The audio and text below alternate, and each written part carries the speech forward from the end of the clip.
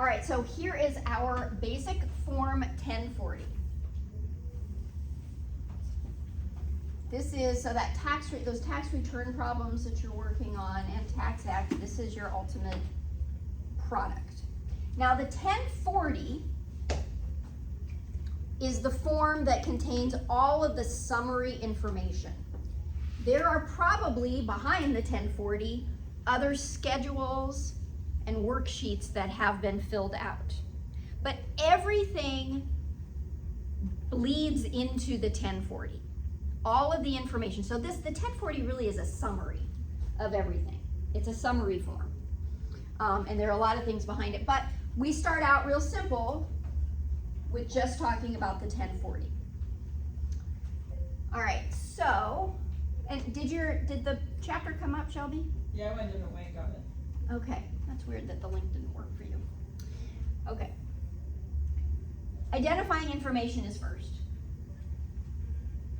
First name, middle initial, last name. If there's a spouse and it's a joint return, so it's got to be both. If it's a joint return and a spouse, you would put the spouse's first name, middle initial, and last name here. Doesn't matter which spouse goes first. If you're preparing taxes and you've got a client that comes in year after year, it's best to it's easiest just to keep it the same so that there's no confusion from year to year, but it does not matter which spouse is listed first.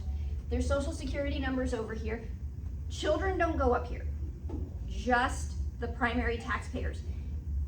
Okay, so the spouses or the individual, if they're an individual. If they're in a foreign country, there's space for that as well. If not, state, zip code, all of that stuff. Presidential election campaign. So here's a box. If you want $3 to go to this fund, all they do is divert $3 into a presidential election fund.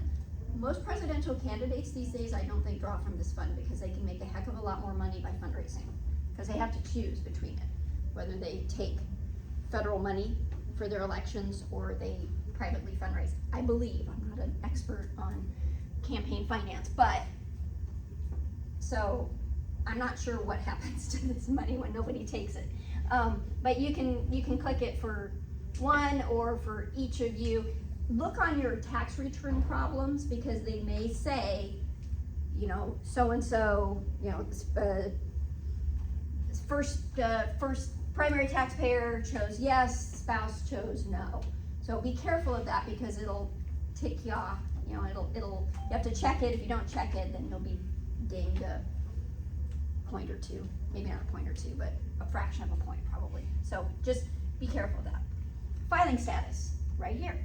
So single, married, filing jointly, married, filing separately, head of household, qualifying, surviving spouse.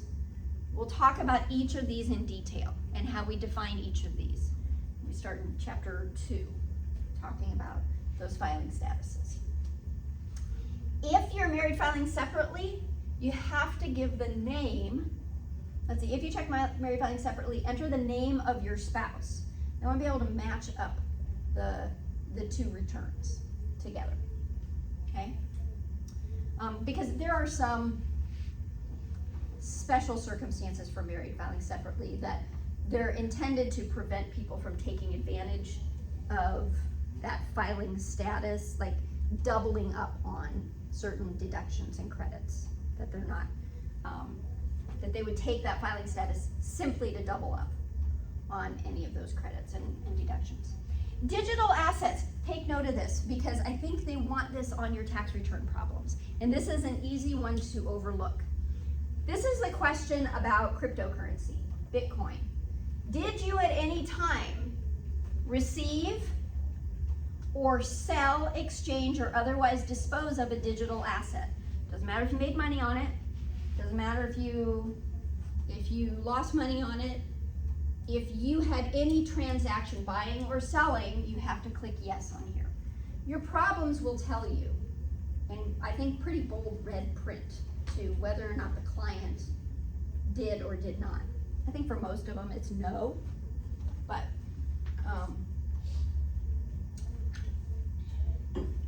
all right, standard deduction, you won't have to, I don't think at least immediately you won't have to do anything about this. We will talk about this more in chapter 2, I believe, individuals that are over age 65 or are blind. Dependents. So this area is for any dependents that are listed on the tax return. Generally speaking, these are children, but not always. You'll find out in chapter 2 when we talk about it that dependents can be individuals that aren't children. But their information is here. If there's more than 4, then you can have a supplemental schedule. You include their name, social security number, how they're related to you, or if they're not related to you, and if they qualify for one of these particular credits, child tax credit or credit for other dependents, which we're going to talk about in more detail in chapter 9. I believe it is. Okay, so that's all the identifying information. Who are you? Who do you live with?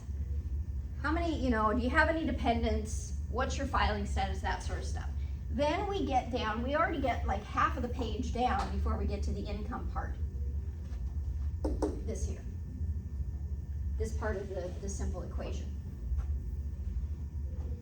Total amount of income from W-2s, and you'll see that this is just different types of income. We are going to go through what these types of income are and where some of these require supplemental schedules. Okay? This line 1 is the one that you're going to use the most because this is for wages. So anything that's on a W-2 form is going to go there. Household employee, we're not going to get to that until quite a ways away. Tip income, that was not included on line 1A.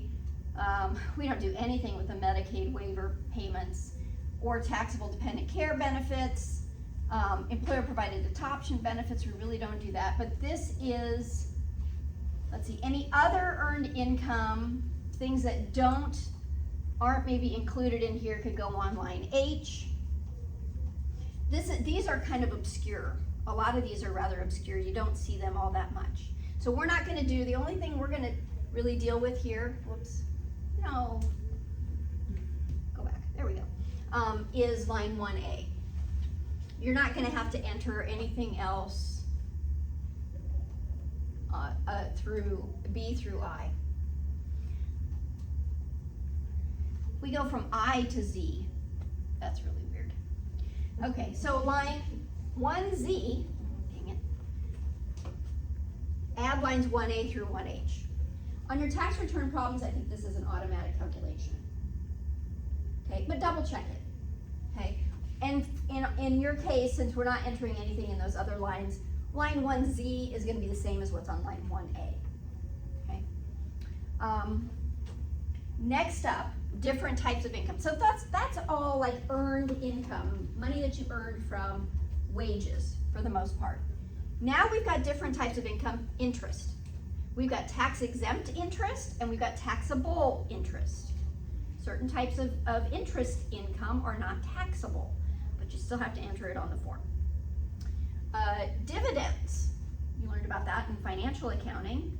Dividends that are received by individuals are taxable, even though they're not deductible to the corporations. We have qualified dividends and ordinary dividends. We'll get into more detail about those in chapter 3. IRA distributions. Now we're talking about retirement types of income. Pensions and annuities, which are different from IRAs. These are like private accounts. These are like IPERs and that sort of thing. We have total amount and then taxable amount. Not all of it may be taxable. That's why we're dividing these two. Social Security benefits. This is always a fun calculation. You're going to learn about how to calculate the amount of taxable Social Security benefits. That's not till chapter 3. But total Social Security benefits, taxable Social Security benefits. So these are other types of income. Then we've got capital gain income.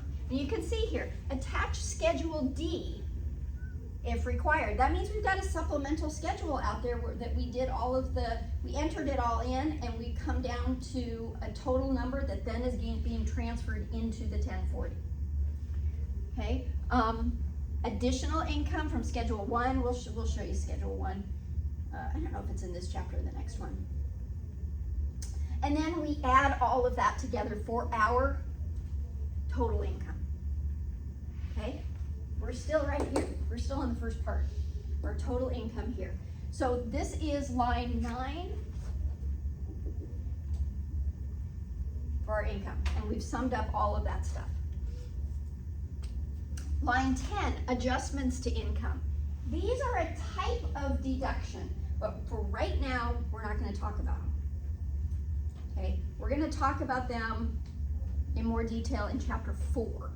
I think it's chapter 4, these adjustments. But they are a type of deduction. They use the word adjustments because they're calculated, they're used in the calculation of this adjusted gross income number. Now, this is not our taxable income yet. Okay? Adjusted gross income is a concept that you only hear about in tax. And it's an important concept in that that number there affects other credits and deductions elsewhere on the tax return. How much of a child tax credit you get is going to depend on what this number is. How much of a dependent care credit you get is going to depend on how much this number is. Not this number, but this number. Dang it, keep doing that. How much of a deduction for charitable contributions you get is going to depend on what this number is. There are a lot of other items elsewhere on the tax return that use this number in their calculation. So this is why this is a special number, and we do kind of this, it's kind of like a subtotal, but we need this subtotal to calculate those other deductions and credits and things. And you'll see it as we go through, and I'll point it out. See, this is adjusted gross income, it's what it's based on. All right, so we get to our adjusted gross income. This is our simple tax formula, so we're not talking about that yet, right? Even though I just talked about it. But in the simple tax formula, it's not there. Then we get to our standard deduction or itemized deductions. That's this right here. So, what is this, line 12? Right now, we're only talking about standard deduction. But taxpayers do have the option of itemizing their deductions. There are certain itemized deductions that are allowed. We're going to talk about that in chapter 5, what those are. And taxpayers will choose between whichever gets them the greatest tax benefit. If their itemized deductions all totaled up are greater than what their standard deduction would be, then they get to itemize their deductions. You don't do it unless it's more beneficial. For the vast majority of taxpayers, they're using the standard deduction. It's something like 90% now. Especially with some of the tax changes that happened in 2017. It used to be that a lot more taxpayers itemized their deductions, but the standard deduction got to the point where it encompassed a lot more taxpayers. So that's what we mainly focus on, although we do have a chapter that's devoted to those itemized deductions. But for right now, what we're talking about here is the standard deduction, and that's on line 12. There's this other qualified business income deduction, which we're going to look at in chapter 6. Don't pay attention to that right now, but it is another type of deduction. We're adding up those two deductions, so the total is on line 14. So if there's nothing on line 13, and we just have a standard deduction on line 12, and by the way, all the standard deductions are listed there for you. So you don't even have to go and look them up if you're working on the tax return problem. I'm not sure if it shows you on the tax return problem. But so like single or married filing separately, $13,850 is the standard deduction. Married filing jointly or qualifying surviving spouse, $27,700. Head of household, $20,800. So this is twice that, and this is right smack in the middle of the two. But that's what we're talking about right now, is our standard deduction. So this is actually line 12 and line 14, because you sum those two and it'll be on 14. Subtract line 14 from line 11. Well, what was line 11? Oh, it's it's our adjusted gross income, but for our purposes right now, it's our total income as well. I'll put that 9, 11. That's our taxable income. Okay? Taxable income, this is line 15.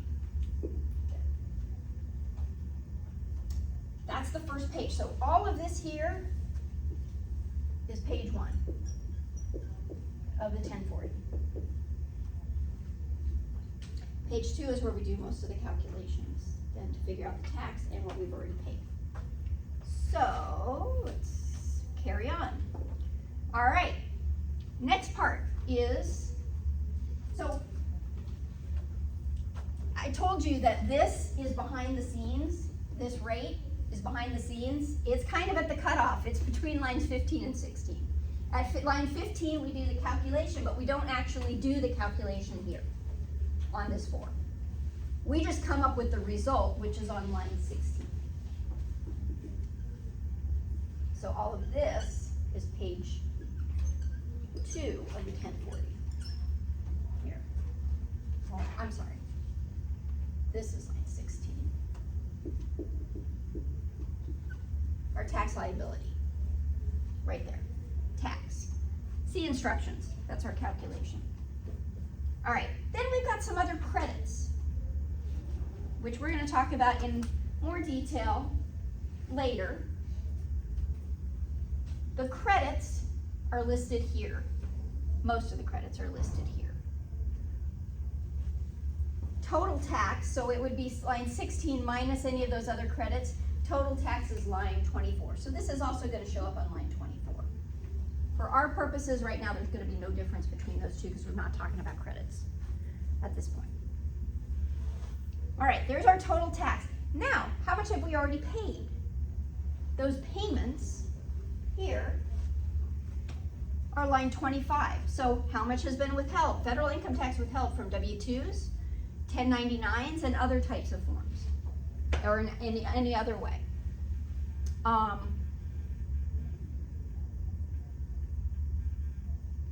Estimated tax payments. So if you had to make payments directly during the year, those would be like self-employed individuals. A lot of retirees will also make estimated payments during the year. Maybe they don't have income withheld or taxes withheld from their retirement income. They'll make those payments during the year. That total would be there. So our payments here are lines 25 and 26 for the payments. And then we have some other types of credits as well. So we got credits in two places. It's because there are two different types of credits. Are we having fun yet? There are two different types of credits. There are credits called refundable credits and there are credits called non-refundable credits. I'm not gonna bore you with the details right now, but suffice it to say you will find out the difference when we get to chapter 9. But that is the reason there are some credits here and some credits up there. These are refundable credits. They kind of act like payments. Okay, refundable in that even if you don't owe any tax, you're going to get the money back. The non-refundable tax credits, you have to actually owe tax. It cannot bring you down below 0. But that's why they're divided up into two places. So those are the credits are lines 27 through 32. But the total, actually, the total of all of those is line 33.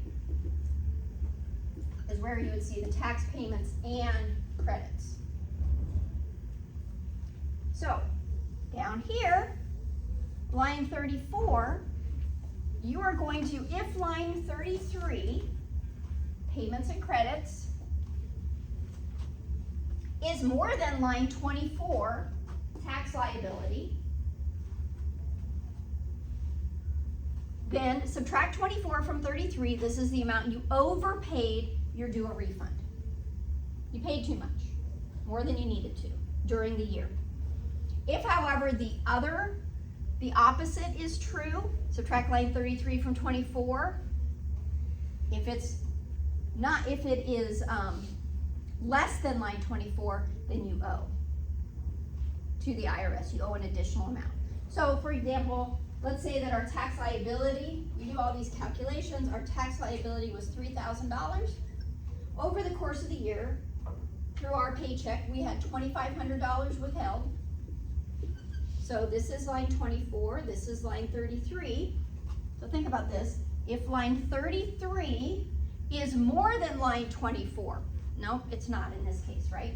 33 is not more than line 24. Okay, we gotta go down here then. Subtract line 33 from line 24. 33 from 24. This is the amount you owe. You owe $500. Right? If the opposite were true, 2,500, but we paid 3,000, then we'd use the first one. Line 33 more than line 24? Yes, it is. Subtract line 24 from line 33. Well, I'm just going the opposite direction, but 500 is a refund. You get that back. Now, you have a choice. If you have a refund and they give you a choice, how much do you want back? You don't have to ask for it back. You could let them keep it. What they do is they apply it to next year. So you don't owe it now, but you think next year you might owe it. You could say to them, just keep it and then I don't have to make an extra payment. Right, they've already got it. That happens a lot with those individuals who are making estimated payments. They'll just apply that refund to their first estimated payment for the next year. Right, so that then they don't have to, it either reduces that first estimated payment or they don't have to pay it at all. Some people though, they want their money back, right? So, and then you have the option of having it direct deposited if you want, which is, I mean, I had clients that were afraid to have it direct deposited. They're like, my IRS is gonna know my bank account information. They already know your bank account information. You're not hiding anything from them. Or they want it in a check so that they would then, even though it takes longer to get it back if you get a check, they're hesitant about the IRS having access to their bank accounts. I'm like, if they want access, they're gonna get access. There's not a whole lot you can do about it. But the refunds are a lot faster if you can have them direct deposited. And then at the bottom here, so we've got all this calculation. Oh, our tax due or refund, I should put that line down. So that's either gonna be line 34 or 37. Right. All right. Then at the bottom, third-party designee, if you want to allow somebody else to talk to the IRS, you can indicate to them who you want to be able to talk on your behalf.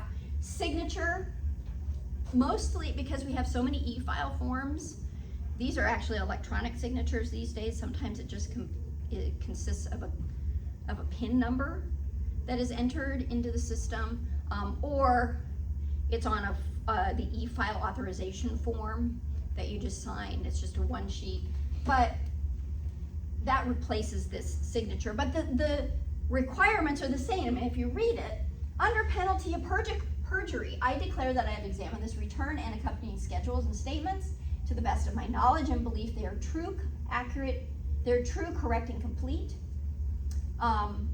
The declaration of the preparer, other than the taxpayer, is based on all information of which the preparer has any knowledge. So you are signing under penalty of perjury.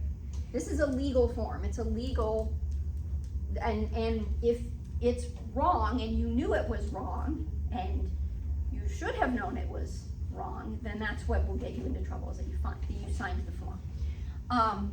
For the paid preparer, this is only for paid preparers. So those who are volunteer preparers, or you're preparing it for a family member or something like that, they don't have to use this. This is just if you're getting paid to prepare the return.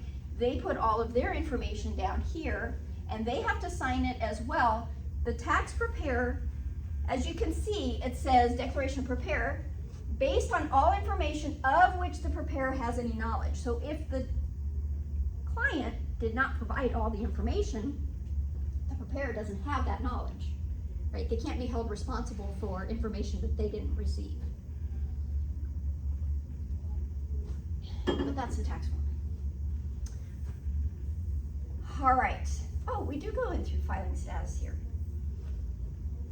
Questions about how the tax form is set up or how it relates to that simple tax formula? No? Okay, so this is why I suggest that you bookmark this, because when you're going through and doing your problems, it can be very helpful to remind you of when you enter a deduction, when you know what the calculation is and the steps in that calculation. Okay? All right, let's talk about filing status.